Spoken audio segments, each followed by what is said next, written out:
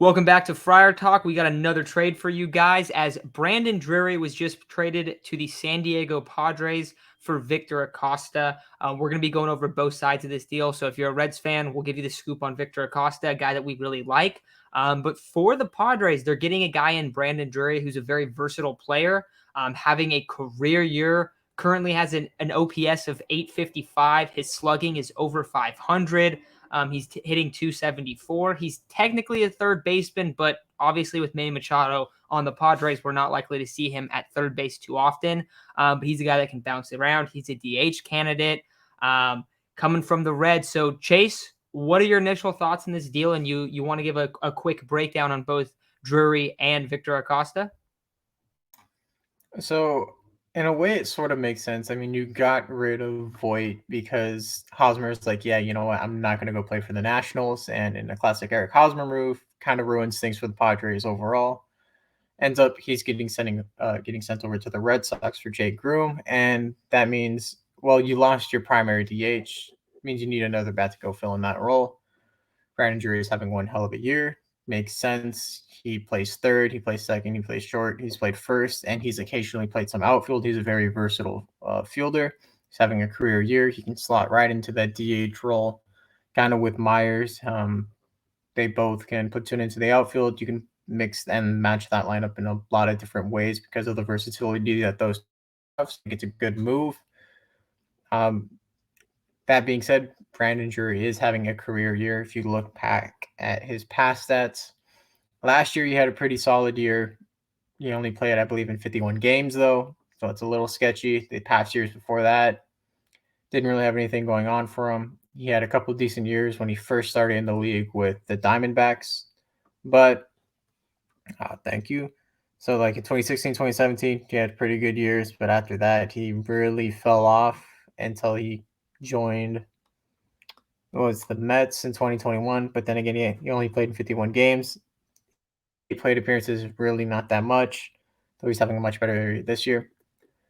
Do I think it's worth sending Victor Acosta over after you already somewhat depleted the farm system? No, I think it's a good bat to pick up, but I'd much rather have gone after Ian Happ. Like I said, our one weakness still is center field.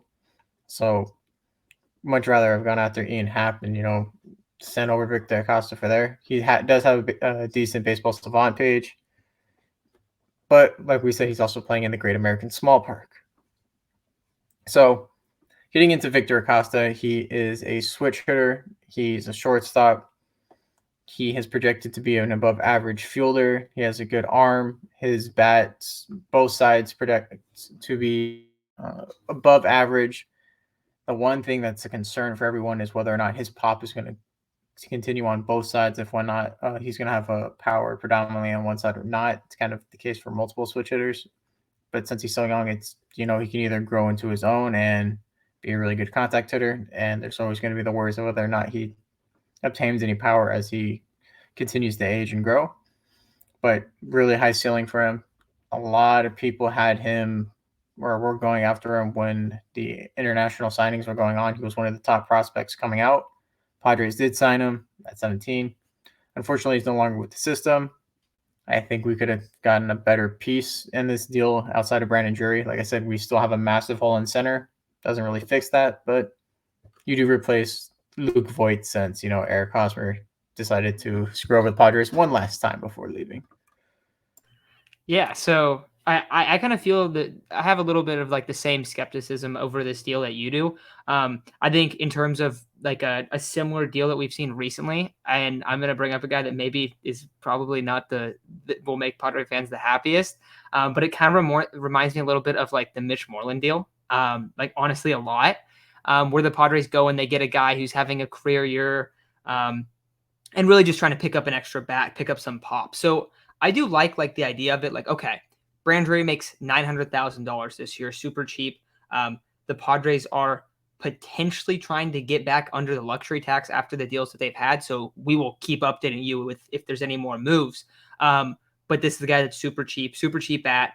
They go and they get him, and yeah, they're trading a guy who's only 18 years old, and could turn out to be any type of prospect. But I think we had Victor Acosta either in the top 10 or right outside the top 10 in our prospect rankings, just because he's immensely talented. Now, he started this year off super slow, but he started picking it up a lot as the year went on. Overall, he's a 45 prospect. His tools are his hit tools 55, powers 45, arms 50, runs 55, and fielding is 50. So the Reds are getting a solid piece for Drury, but I have a couple concerned over him. I do like the idea of bringing in a powerful bat, and I will pop back on this Baseball Savant page just to show you guys. But one of my biggest concerns are we call it Great American Small Park, right? Because there's a lot of home runs that aren't home runs at other parks. This cluster right here of home runs is a little bit scary just because these are barely going over the wall. And I know Petco's not super big here, but the most favorable area in Petco's right here, and he's not really hitting a lot of home runs, batting from opposite field home runs.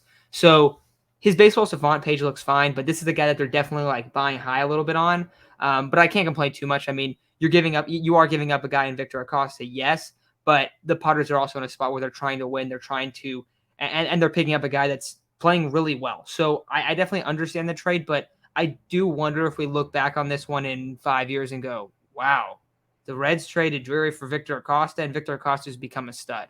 Now, there's a very good chance that Victor Acosta is super young, super raw, and doesn't develop into a great player because that's kind of what happens when you're trading teenagers.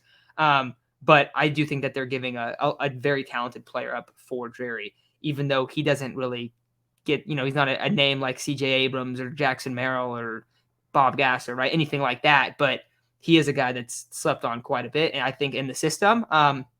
So I think it's a good haul for the Reds. I think it makes sense for the Padres in terms of the bat you're adding. But Chase, anything you want to add on Drury before we move on? I feel like we're probably going to be back with another video later because Preller doesn't seem to be quitting this deadline. A lot of teams right now are making some last minute pushes. If you hear any buzzing, it's basically all the notifications from Twitter and Bleacher Report. Yeah, it doesn't look like this trade line's going to die out anytime soon. As of right now, I just got a notification the Dodgers are making a push for Pablo Lopez. So hopefully that doesn't happen because that would really hurt us. But we got Juan Soto, so it's kind of hard to top that. But hopefully Brandon Drury is in and just absolutely continues to do what he's doing right now. An 855 OPS.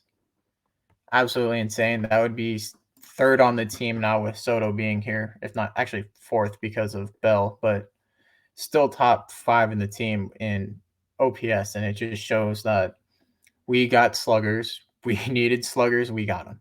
Hopefully he continues to do what he's been doing this entire year. If he doesn't hit more home runs, hopefully it turns into doubles, and, doubles is almost as good as a home run. And something from the Red Sox. Padres are getting 2 prospects back for Eric Hosmer. So it will be 2 prospects. Wait, no. The Red Sox are getting 2 prospects along with Eric Hosmer. So it will be Hosmer, 2 prospects, and cash for Jay Groom. And we don't know who those 2 prospects are as of right now. So I guess breaking news. Yeah, little extra breaking news as we're recording. There's also been rumored to be a potential Myers trade. A lot of rumors of what's going to go on, but we're not really quite sure what's going on next. But the Drury trade is the most recent of the trades. So a guy that, another thing is we're talking a lot, being maybe a little bit pessimistic when we're talking about how he's going to adjust to playing at Petco and whatnot, which I think is really fair. But another thing to talk about from a positive standpoint would be that Brandon Drury is going to have a lot more lineup protection, because now we're talking about this Padres team, and we've seen the lineup all year, not that great, but you're about to be adding Juan Soto, Josh Bell, and Fernando Tatis into that lineup, and Will Myers potentially as well because he's coming back. So a lot of talent in the Padres lineup now, and Drury's definitely has a lot more lineup protection with this club. So we'll see how it works out, but I like the aggressiveness from AJ Preller. I think that you're seeing very clearly that this is a team that's trying to make a big push over this season and then the next 2 seasons as well.